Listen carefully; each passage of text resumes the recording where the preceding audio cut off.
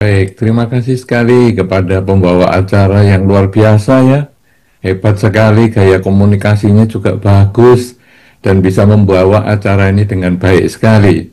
Dan terima kasih juga kesempatan yang diberikan oleh para pengurus Wihara Girinaga, terutama juga saudara-saudara. Memang mungkin bagi teman-teman adik-adik yang di lantai 6 belum pernah ketemu saya secara langsung, tetapi para umat Buddha yang lama, terutama juga Pak Roy Ruslim, dan mungkin juga seangkatan dengan beliau, tentu sudah kenal dengan saya karena memang dahulu saya sangat-sangat sering tinggal, bahkan cukup lama di Wihara Girinaga ketika, dan apakah ini menjadi identitas umat Buddha di Makassar? Ya, mungkin bangunan ini juga menjadi salah satu identitas ya, karena saya belum pernah melihat bangunan yang semegah itu di Makassar yang membuat bangga umat Buddha. Juga para siswa-siswa, saya ingat saya dulu juga siswa-siswa dibina juga dari sekolah-sekolah itu, dibina dari Wihara Girinaga, tentu menjadi sangat bangga sekali bahwa bangunannya luar biasa sekali, kokoh kuat, kemudian tiap lantainya mempunyai tema yang bermacam-macam. Ya, tema yang mengesankan itu tema Kamboja yang menurut saya juga luar biasa sekali. Itu juga saya melihat ya, ada Angkor Wat dan lain sebagainya. Wow, mantap banget. Nah, apakah itu juga identitas umat Buddha? Apakah mungkin Leontin Buddhis? Ya, kan dulu ada Leontin Buddhis ya. Mungkin sekarang juga beberapa teman masih pakai. Kemudian ada beberapa stiker ya, atau mungkin foto dengan para biku. Wow, ini juga kadang-kadang, ini identitas umat Buddha kita, sering foto-foto nih dengan para biku. Karena kalau biku A datang, saya foto, saya tempel di ruang tamu saya. Biku B datang, saya foto. Biku A, B, C, D datang, wah saya juga foto bersama. Apakah itu juga identitas umat Buddha? Ya, kita kan mempertanyakan itu. Kemudian juga, apakah menjadi biku itu identitas umat Buddha? Karena yang berpakaian seperti ini kan hanya biku dan hanya umat Buddha, ataupun ya tentu yang di pemuka agama lain tidak menggunakan pakaian seperti ini. Jadi, wow, ini mungkin ya, ini mungkin identitas umat Buddha ini. Makanya saya tadi foto-foto dengan para biku supaya saya sudah memiliki identitas. Apakah itu ya? Tapi kalau saya menjadi biku, wah mungkin sulit ya. Lalu gimana ini? Saya jadi upasaka atau upasika saja. Minimal ngumpulkan tanda tangan biku. Nah, karena kan di dalam kartu upasaka atau upasika itu kan ada tanda tangan bikunya. Jadi walaupun mungkin bikunya satu, tapi kan lumayan lah. Saya sudah upasakan atau menjadi upasika Bante itu. Wah, saya dapat tanda tangan. Tapi rasanya kurang ya. Nanti kalau Bante yang lain datang, saya juga mau jadi upasaka upasika dengan Bante yang ini. Lalu Bante yang lain juga saya mau jadi upasaka upasika. Dan akhirnya kita ngumpulkan banyak kartu upasaka upasika. Mungkin ada 7 lembar ya. Wah, ini saya upasaka dengan ini, upasika dengan ini, dan seterusnya. Menjadi identitas saya. Apakah ini juga menjadi identitas umat Buddha? Ya, tadi bangunan yang megah, apakah itu identitasnya? Apakah foto-foto dengan para biku itu adalah identitasnya? Apakah menjadi biku itu adalah identitasnya? Apakah punya kartu pasaka atau pasika yang banyak itu juga identitasnya? Kalau semua itu hanya fisik, maka identitas itu akan hilang ketika fisiknya juga hilang. Misalnya kartunya hilang. Lah, identitas saya jadi di mana ini? Kan saya enggak jadi umat Buddha ini, jadi enggak punya tanda ini. Kalau seorang biku kemudian jadi tidak jadi biku lagi, kembali ke perumah tangga, identitasnya hilang juga. Apakah terus rambutnya digundul terus menjadi identitasnya? Saya kira identitas-identitas fisik itu menjadi sangat sangat lemah karena itu menjadi terbatas oleh waktu. Dan identitas fisik itu hanya berlaku di kehidupan ini. Bangunan tidak bisa dibawa sampai kelahiran yang akan datang. Tidak mungkin oleh panitia atau para donatur, kemudian bangunan 9 lantai di Arab Girinaga ini kemudian diangkut di punggungnya, kemudian dibawa ke kelahiran mendatang. Saya kira juga nggak mungkin. Atau mungkin jubah biku ini juga dibawa sampai kelahiran mendatang. Saya kira juga tidak. Atau foto-foto tadi, ataupun kartu pasaka pasika. Jadi sekarang identitasnya apa ini? Tentu bukan hanya sekedar fisik. Apa mungkin mentato. Nah, jidatnya ini ditato. Saya melihat Buddha Rupang. Biasanya di sini, di tengah dahinya itu kan ada selembar bulu yang melingkar ke kanan. Kalau gitu sekarang saya tato jidatnya. Satu garis yang melingkar ke kanan. Sehingga nanti orang akan melihat langsung, begitu lihat wajah saya, wah ini mesti umat Buddha. Itu semua adalah fisik. Tetapi sekarang umat Buddha ini bagaimana? Saudara-saudara, saya sebetulnya dulu waktu awal sekali, saya ini kenal agama Buddha baru tahun 80-an, jadi 1980. Saya termasuk agak awal terlahirkan dibandingkan Anda. Ya, saya lahir di tahun 60, tadi sudah disampaikan oleh pembawa acara dengan baik sekali. Saya lahir tahun 60 dan saya mengenal agama Buddha tahun 1980. Saya mulai mengetahui. Kemudian dari tahun 1960 sampai 1980, saya bukan Buddhis. Sama sekali bukan Buddhis. Bahkan bisa dikatakan anti-Buddhis. Anti artinya menolak agama Buddha. Menolak agama Buddha, tidak mau tahu agama Buddha, tidak mau juga belajar agama Buddha.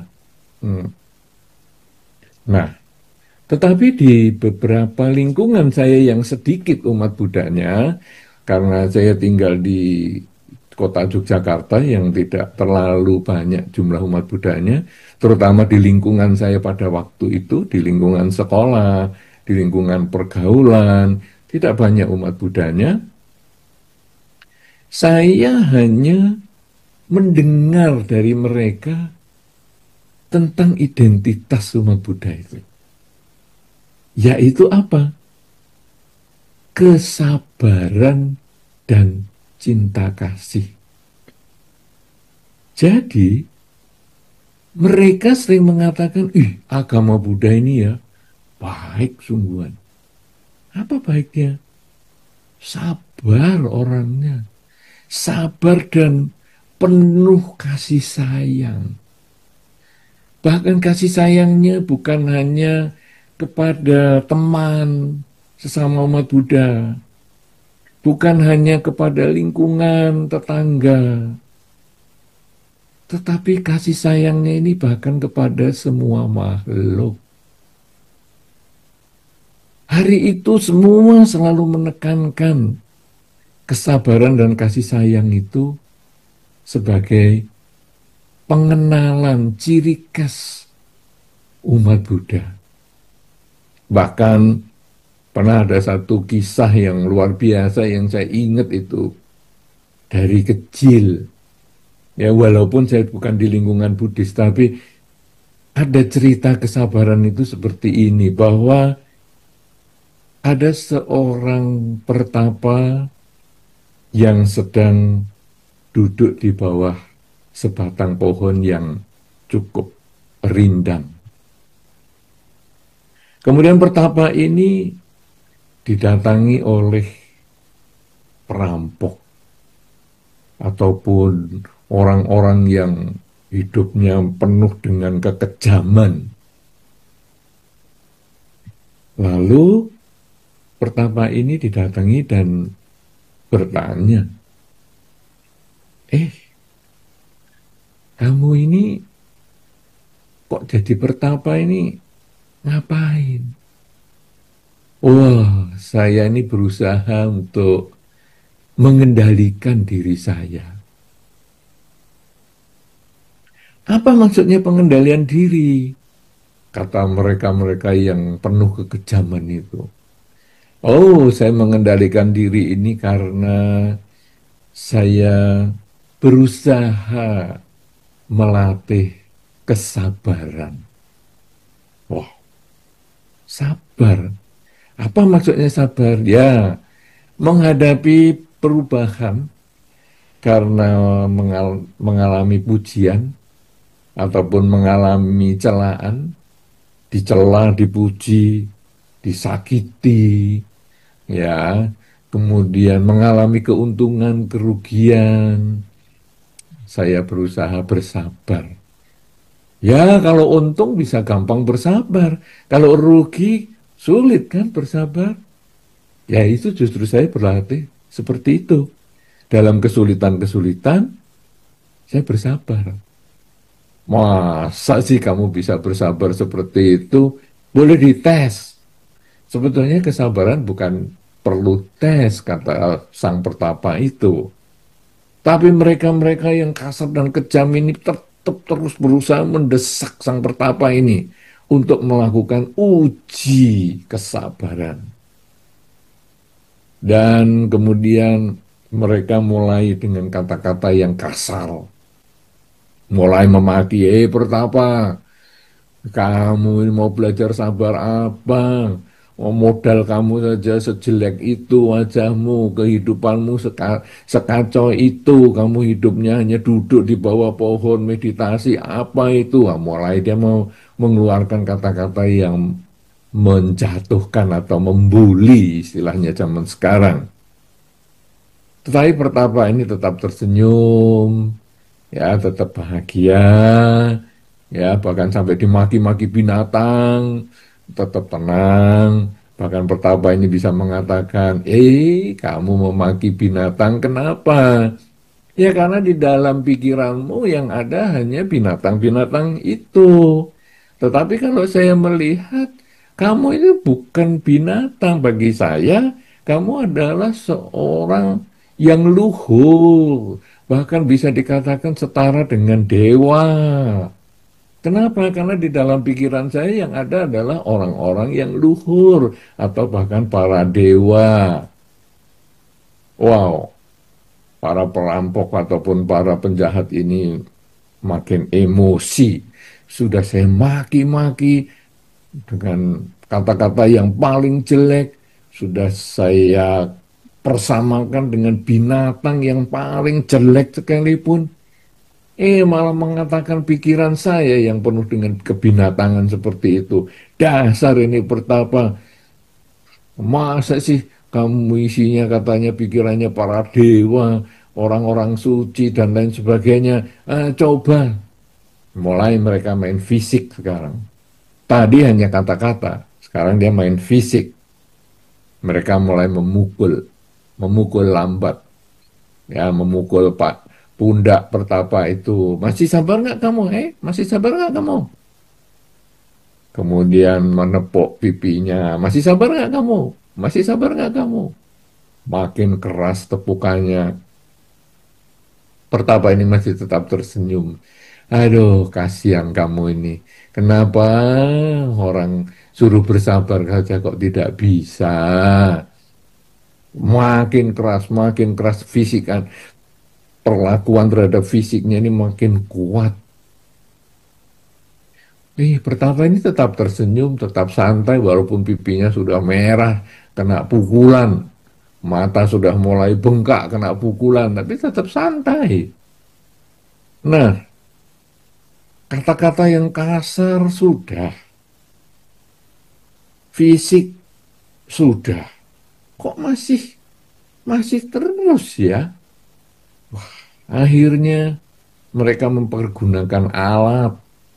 Ya, tadi hanya tangan, sekarang alat pemukul, menggunakan kayu, menggunakan ranting, menggunakan batu, mulai kepala dipukul batu dan sebagainya. Betapa ini hanya mengatakan, ya, kamu itu salah. Kalau kamu hanya menguji kesabaran saya itu dengan memaki, menguji kesabaran saya itu dengan mengeluarkan kata-kata binatang, mempersamakan dengan binatang, atau menyakiti baik secara pelan tadi, ataupun menyakiti dengan kasar, dengan bambu, dengan kayu, dengan batu seperti ini.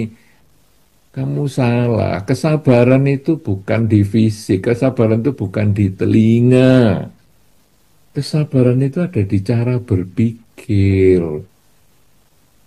Jadi, kalau kamu pun memotong kepala saya, kesabaran itu tetap ada.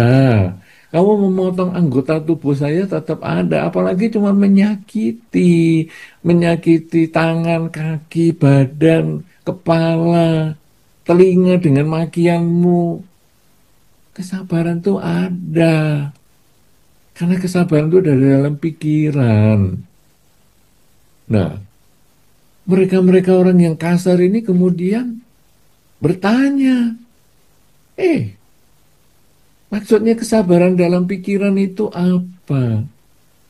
Nah, pertama tadi mengatakan, tadi sebelum kamu melakukan pembulian secara verbal dengan kata-kata, ataupun menyakiti dengan fisik, kan kalian tadi sudah tanya, tujuannya jadi pertapa apa?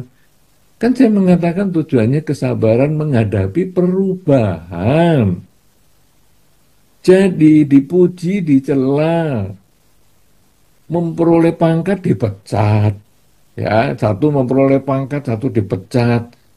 Kalau kita tidak sabar menghadapi celaan, tidak sabar menghadapi kerugian, ya, kemudian ada sehat, ada sakit. Kalau saya tidak sabar menghadapi penyakit, maka hilang latihan itu. Nah, kemudian gimana bisa sabar? Sabar itu adalah ketika kita bisa memahami bahwa hidup ini adalah perubahan. Segalanya selalu berubah. Kita tidak pernah bisa mempertahankan kebahagiaan kita. Karena kebahagiaan itu seperti seutas benang atau tali. Jadi tali itu kalau kita gulung, ya, kayak di benang juga kita gulung misalnya, atau mungkin kalau Anda nanti melihat para pengurus wihara misalnya selesai acara, nanti mulai membereskan kabel-kabel sound system, ya, kabel-kabel video, ya, monitor dan lain sebagainya. Anda mulai melihat mereka membereskan, mereka menggulung kabel-kabel mic-nya itu, kabel speaker sound system, kemudian kabel-kabel monitor itu mulai menggulung. Dan gulungan ini entah berapapun panjangnya, kabel listrik dan lain sebagainya itu, entah berapapun panjangnya, dia pasti ada ujungnya. Sehingga nanti sudah sampai ujung, kemudian dirapikan, dimasukkan ke tempatnya, disimpan untuk nanti kegiatan yang selanjutnya. Demikian pula di dalam kehidupan itu juga kita apa saja itu hanya menggulung, seperti menggulung benang atau menggulung tali. Pertemuan kita dalam kesempatan ini misalnya, tadi kita mulai ketemu, sebetulnya kita ini sudah mulai menggulung. Sehingga kita menggulung sedikit, nanti sampai ujungnya, pertemuan ini akan berakhir dengan perpisahan. Kita tidak mungkin ada pertemuan ini terus-terusan. Ada batas waktunya. dan itu kemudian selesai pertemuannya. Nah, kita juga sama. Ketika kita mengalami kebahagiaan, kebahagiaan itu seperti kita sedang menggulung sesuatu. Sehingga nanti di ujung gulungan, kebahagiaan itu pasti berujung dengan ketidakbahagiaan. Atau mungkin tadi pembawa acara mengatakan ada duka itu tadi. Salah satu bentuk duka itu adalah habisnya kebahagiaan ini. Ketika kita bisa hadir di Biara Girinaga, atau ketika kita bisa mengikuti acara ini secara live streaming, ya, di channel YouTube dari Girinaga, Biara Girinaga, atau kita nanti melihat dokumentasi acara ini, itu sebetulnya kita seperti menggulung benang. Sehingga apa yang kita ikuti sekarang ini, kebahagiaan ini satu ketika akan, pertemuan-pertemuan kita ini suatu ketika akan terjadi perpisahan. Bahkan nanti kalau Anda menyaksikan dokumentasi YouTube channel Biara Girinaga ini, nanti akan langsung Anda tahu habisnya itu berapa lama. Entah mau 15 menit, entah 1 jam, entah 2 jam, entah berapapun lamanya. Dia pasti ada ujungnya. Jadi pertemuan kita ini juga akan berakhir dengan perpisahan. Kemudian kita yang dalam kondisi sehat karena kita bisa hadir di acara ini, kita bisa menyaksikan acara ini, kita bisa menyaksikan dokumentasi acara ini, kita merasa sehat ini sekarang. Kesehatan itu pun seperti menggulung benang, menggulung tali, menggulung kabel, sehingga entah 1 hari, 2 hari, 3 hari, setahun, 2 tahun, kesehatan ini juga berakhir dengan tidak sehat. Tapi sekarang saya sedang tidak sehat nih. Nah, jadi kita yang mungkin ada yang menyaksikan dari rumah, aduh saya nggak bisa ke Biara Girinaga ini, kenapa ya saya kurang sehat. Nah, kita juga sedang menggulung. Jadi ketidaksehatan atau penyakit itu pun juga kita sedang menggulung. Sehingga satu ketika, karena seperti menggulung benang, seperti menggulung tali, kita yang tidak sehat itu satu ketika akan mengalami sehat juga. Jadi akhir dari tidak sehat bisa sehat, atau mungkin juga akan terlahir kembali, sehat di dalam kelahiran kembali. Jadi akhirnya ya kita pasti ada perubahan. Demikian pula kita yang merasakan, aduh bahagia nih hari Minggu ini. Kenapa? Karena di dalam hari Minggu ini, saya sudah melewati hari Senin sampai Sabtu kemarin. Aduh, hidupku penuh dengan kesuksesan. Usaha saya lancar semua. Ya, sekolah saya semua saya jalani dengan baik. Ulangan-ulangan beres semua. Wow, senang banget saya hari Minggu ini. Ingat, kesenangan kita karena keberhasilan, keuntungan, kesuksesan, itu seperti menggulung benang juga.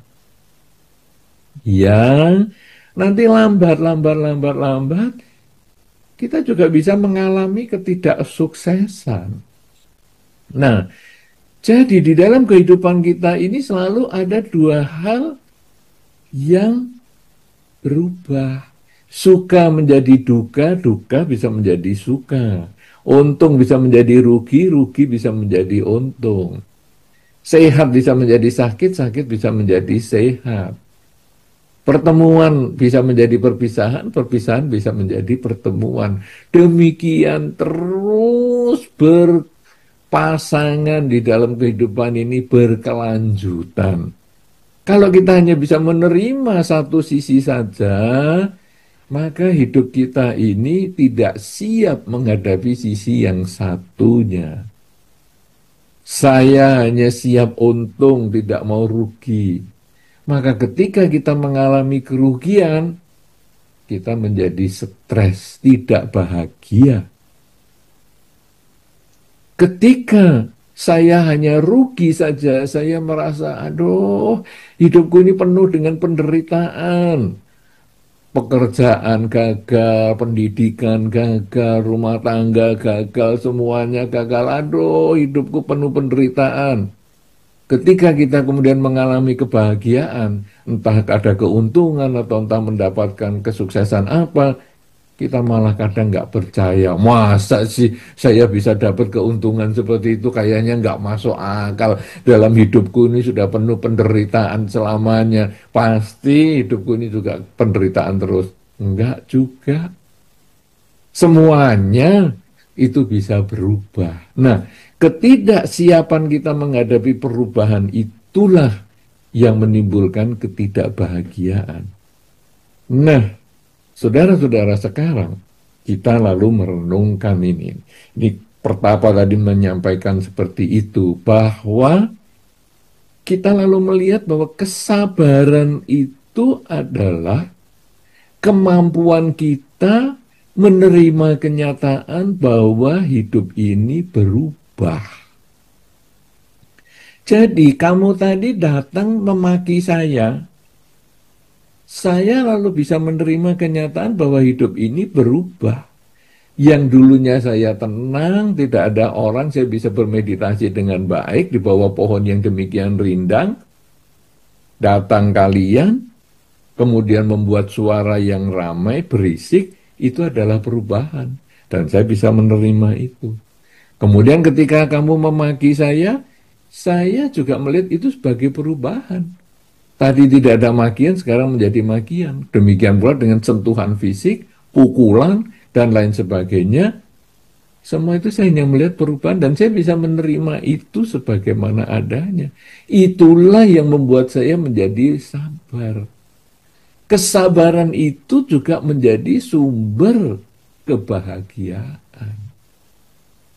Nah, jadi bagaimana ini di dalam kehidupan sehari-hari, cara melatihnya? Saya tidak tahu ini cara melatih kesabaran ini bagaimana, kata mereka yang demikian banyak orang itu.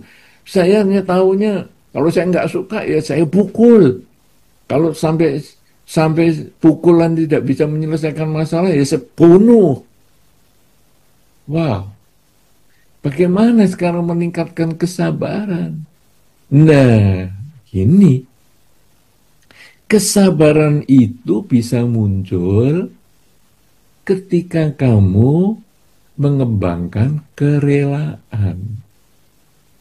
Jadi, saya tadi ketika kamu maki, saya merelakan diri saya ini dimaki oleh kalian.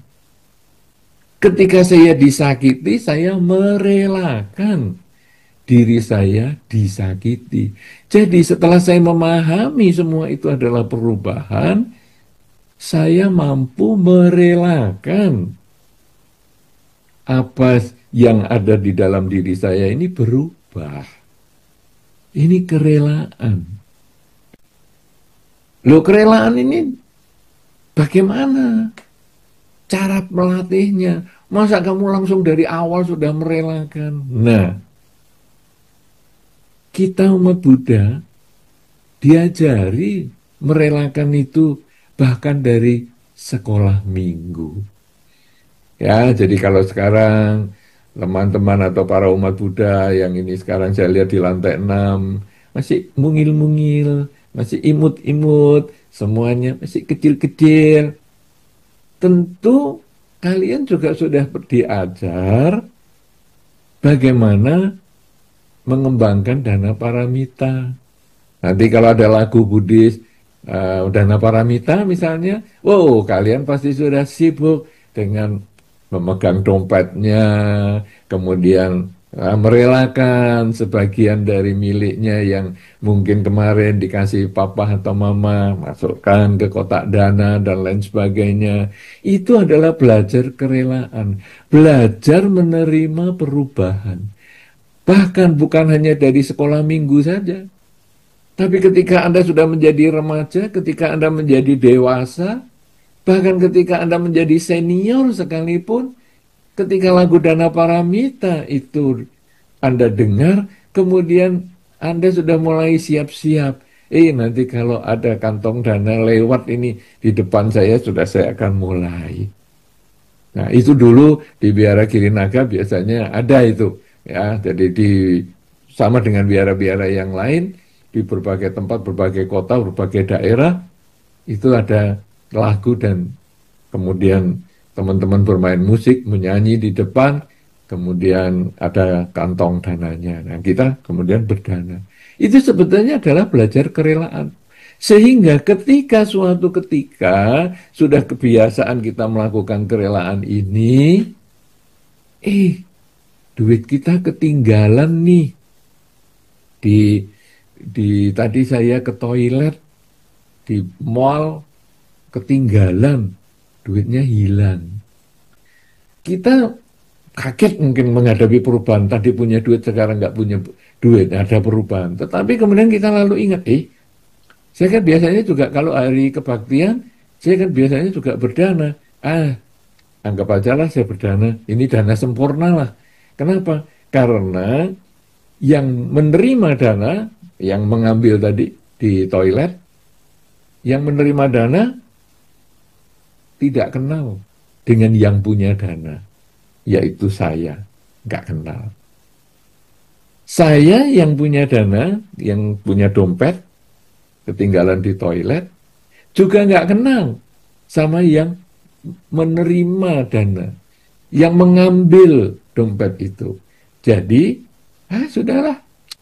Kalau saya sudah biasa di hari kebaktian berdana dan saya juga sudah nggak pusing dananya ini untuk apa, ini bisa untuk pembangunan, ya, ataupun untuk perawatan pohon bodi di depan Biara Girinaga misalnya, atau mungkin untuk membeli minyak, ataupun untuk karyawan, gaji karyawan, ataupun untuk membersihkan lantai dan sebagainya. Sudahlah, saya anggap aja berdana sempurna. Si penerima dana tidak mengetahui siapa donaturnya, si donatur tidak tahu siapa yang menerima dana. Ya, anggap aja kalau saya dana wihara, saya tulis NN, no name. Sudah, biasa. Nah, ini berarti kita sudah mulai siap menerima perubahan. Nah, jadi Sang Pertapa itu kemudian menyampaikan lagi, kalau kita kembali cerita Sang Pertapa tadi. Jadi, inilah cara belajar untuk kesabaran, mampu menerima perubahan sebagaimana adanya. Dimulai dengan hanya berdana paramita. Kemudian nanti kalau ada para biku datang ke wihara, mulai berdana makan, mulai memikirkan kebutuhan pihak lain.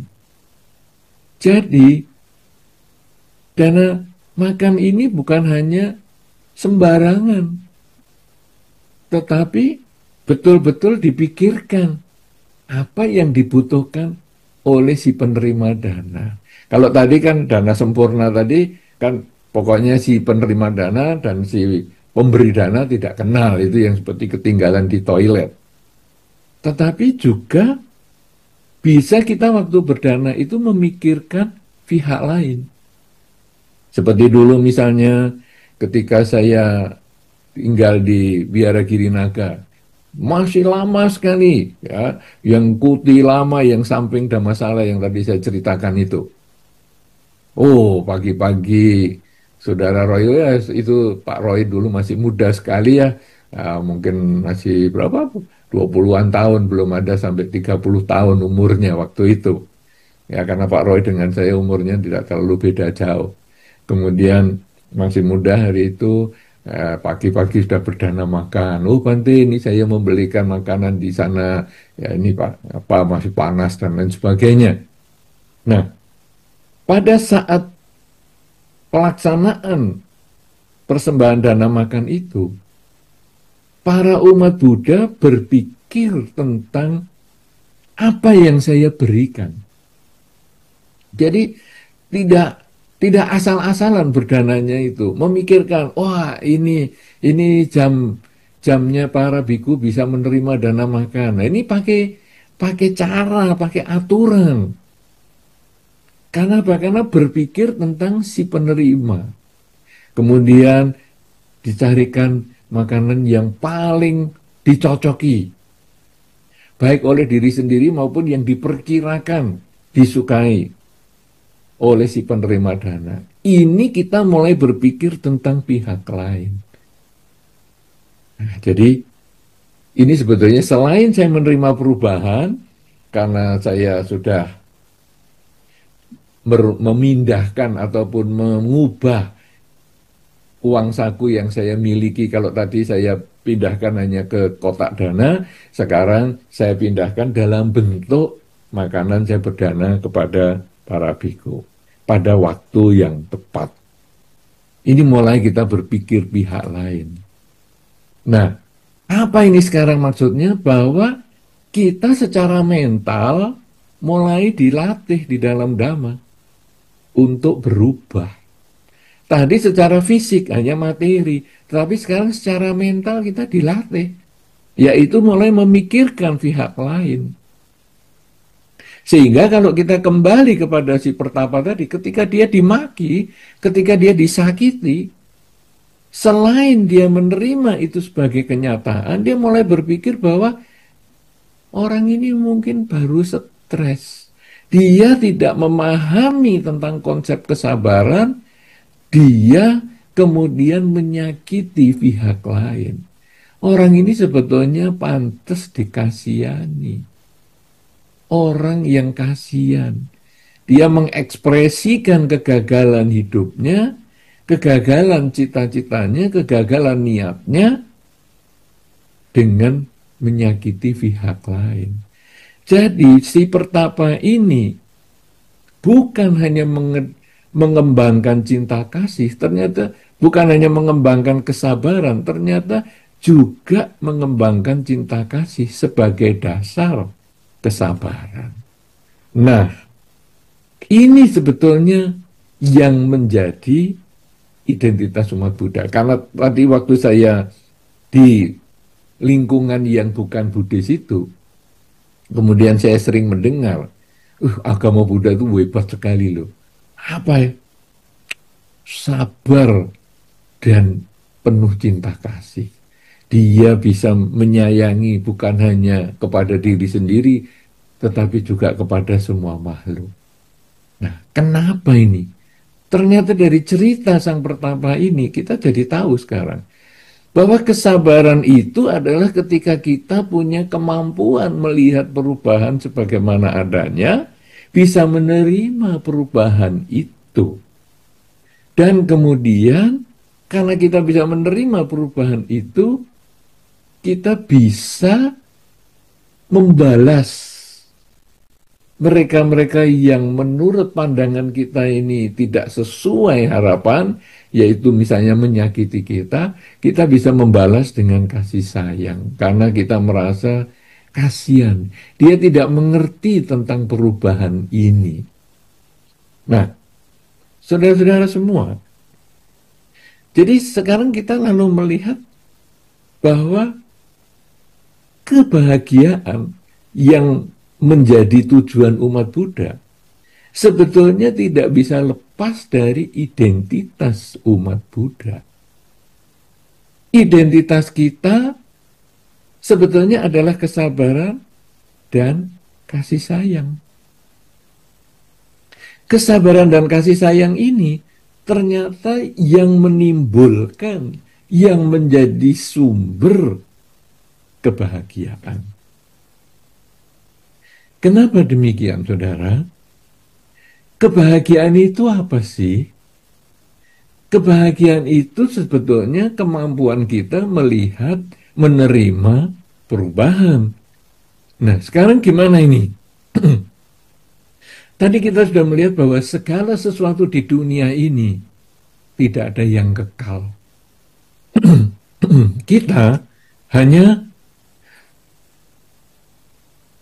Kita sekarang melihat lingkungan kita ini, sebetulnya semuanya netral. Teman Anda yang dulu baik, kemudian menjadi tidak baik. Keluarga Anda yang dulu baik, menjadi tidak baik.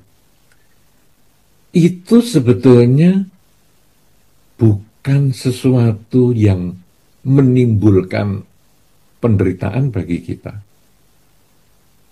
Tapi harapan kita yang berubah. Mereka sebetulnya biasa saja. Teman kita biasa saja, bukan menjadi tidak baik. Keluarga kita juga biasa saja, bukan berarti tidak baik. Tidak ada yang berubah, mereka biasa-biasa. Tetapi kita menganggap teman kita tidak baik, kita menganggap keluarga kita tidak baik. Sebetulnya karena keinginan kita yang tidak tercapai. Saudara-saudara, coba renungkan kenapa kalau kemarahan itu muncul. Kenapa ya saya kok bisa marah? Ya kamu sih kata-katamu kasar. Kata-kata kasar kan urusan dia.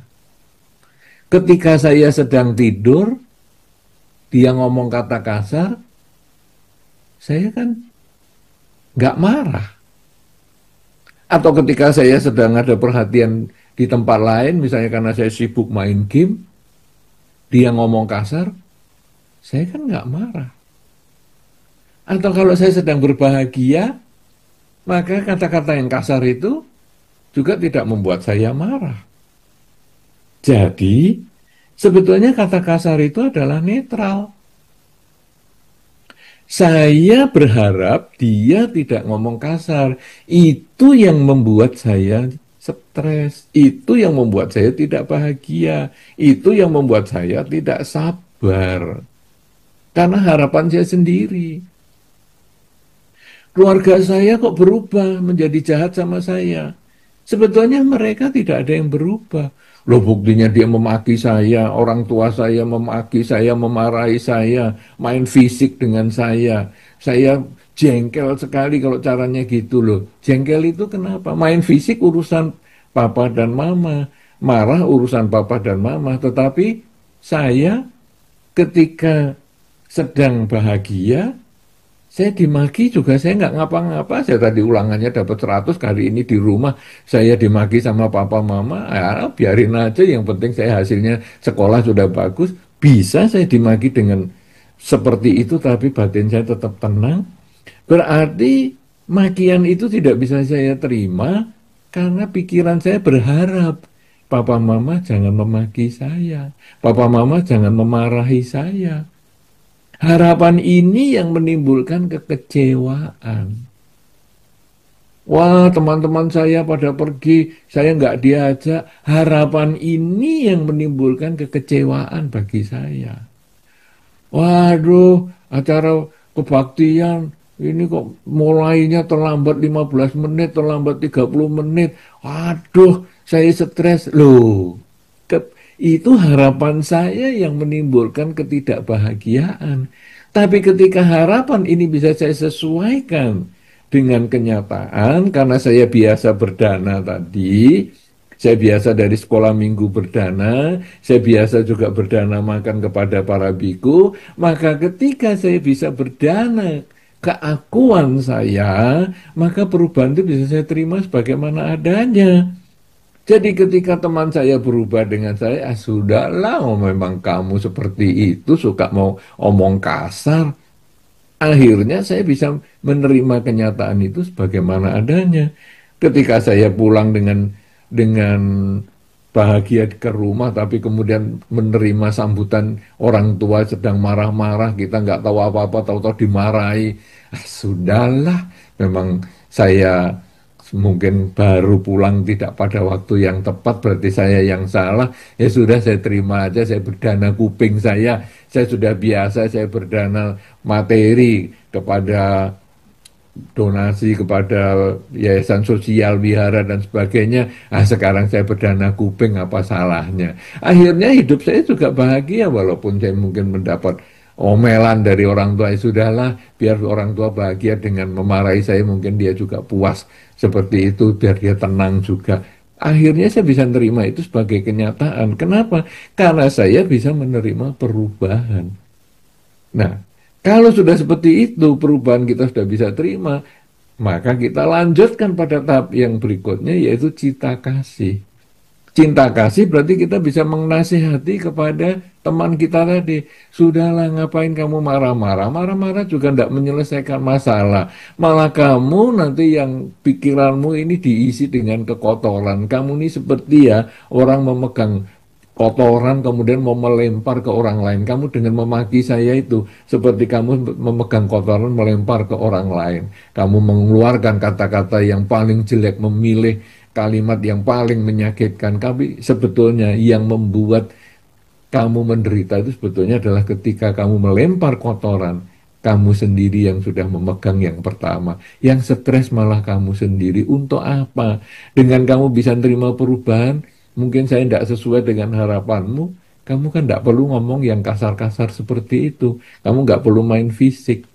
Demikian pula ketika ayah, papa, atau mama mungkin mengeluarkan maki-makian atau memarahi kita, kita kemudian setelah bisa bersabar, kemudian kita juga bisa memberikan saran atau nasihat. Sudahlah Pak, Ma, ya memang mungkin kamu baru stres ya, papa mama mungkin juga baru stres, tapi kalau stresnya kemudian dikeluarkan dengan makian gitu, sayang kesehatannya, jantung menjadi lebih berdebar kenceng, tekanan darahnya menjadi naik, sayang banget.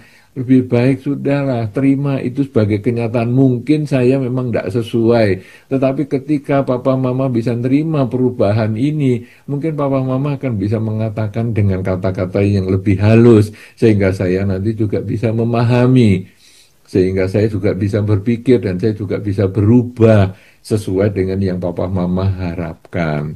Nah, dengan cara seperti itu, maka kesabaran ini akan berlanjut dengan cinta kasih.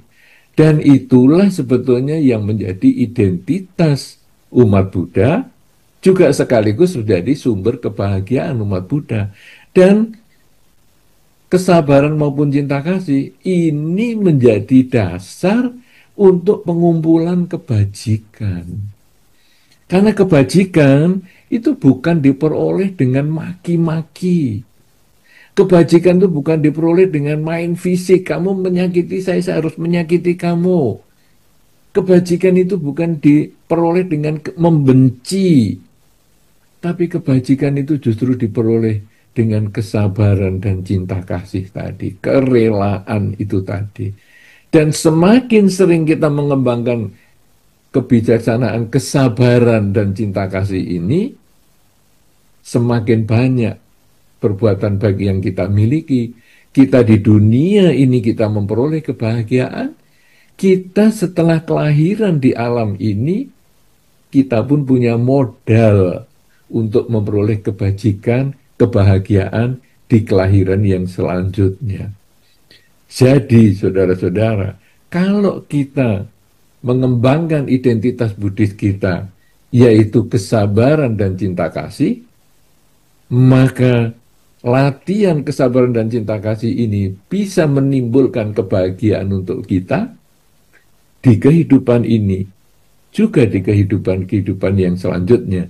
Dan pengembangan kesabaran dan cinta kasih ini dilakukan hanya dengan satu hal, yaitu mengembangkan kerelaan. Dan kerelaan ini dimulai dari sekolah minggu ketika kita sering melakukan dana paramita. Dan ketika kita mulai remaja, kita kadang-kadang atau bahkan dari sekolah minggu juga sudah diajar, nanti kalau ada para bante datang ke wihara, ayo kita berdana makan. Kemudian nanti ada para bante pindah patah, misalnya jalan pindah patah, ayo kita berdana apa mungkin buah mungkin ataupun makanan yang kita bungkus dan lain sebagainya, nasi bungkus dan sebagainya. Kemudian nanti ini habis masa puasa kita akan ada misalnya katina, kita juga persembahan jubah. Kemudian dalam rangka Waisak, ini kita juga minggu depan akan ada Waisak. Wah, ini kita juga ada misalnya di beberapa tempat, ayo ini ada kegiatan Waisak, dalam rangka Waisak kita ada acara seperti ini. Kemudian kita juga mengembangkan kerelaan di situ. Sebetulnya latihan-latihan semacam ini adalah berlatih untuk melihat perubahan. Dan melihat perubahan itu adalah awal untuk kita mengembangkan cinta kasih dengan pikiran, cinta kasih dengan ucapan, dan cinta kasih dengan perbuatan kita. Karena ketika saya berbagi, saya sebetulnya juga mengkondisikan pihak lain berbahagia. Seperti tadi misalnya, saya berdana makan kepada para biku, itu adalah menimbulkan kebahagiaan untuk para biku. Juga para biku menjadi lebih sehat dan bisa berbagi dhamma kepada pihak-pihak lain. Nah, saya juga bukan hanya kepada para biku yang kadang saya nggak kenal, para biku yang mungkin datang dari mana saya juga nggak tahu, itu pun saya bisa berbuat baik. Apalagi kepada keluarga saya, apalagi kepada orang tua saya, apalagi kepada saudara saya, apalagi kepada tetangga saya, apalagi kepada lingkungan saya, mereka yang sudah saya kenal lama. Saya harus juga bisa berbuat baik kepada mereka. Karena para biku yang saya nggak kenal pun saya bisa berbuat baik, apalagi kepada mereka yang dekat dengan saya pun akan berbuat baik. Karena perbuatan baik ini juga sudah termasuk mengembangkan cinta kasih kepada mereka di sekitar kita. Bahkan semua makhluk, kepada kucing, anjing, lingkungan kita, semua binatang, semua makhluk baik yang tampak maupun yang tidak tampak, itu pun bisa menjadi sumber cinta kasih. Dengan sering kita mengucapkan dalam batin, semoga semua makhluk bahagia, semoga semua makhluk bahagia, tidak ada kecualinya.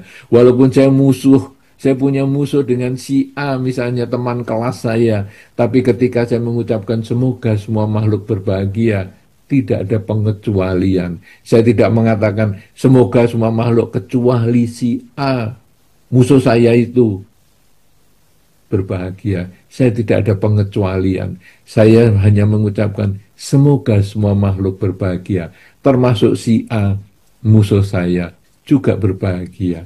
Semoga semua makhluk berbahagia, termasuk tetangga saya yang di depan sana yang saya nggak kenal pun, semoga bahagia.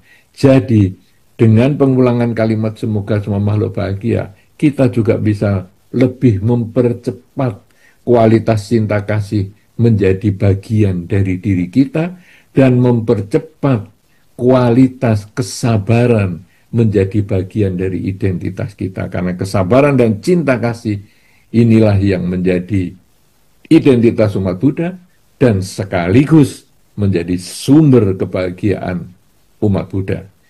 Inilah yang bisa saya sampaikan dalam kesempatan pertemuan kita awal ini. Semoga bisa menjadi awal dari diskusi kita yang sangat menarik tentunya, karena tadi pembawa acara yang demikian bagus menyusun kata-kata, tentu nanti akan dapat mengarahkan kita untuk diskusi yang lebih mantap, lebih bisa mengarahkan kita untuk memahami Dhamma dengan baik dan dapat kita laksanakan di dalam kehidupan sehari-hari.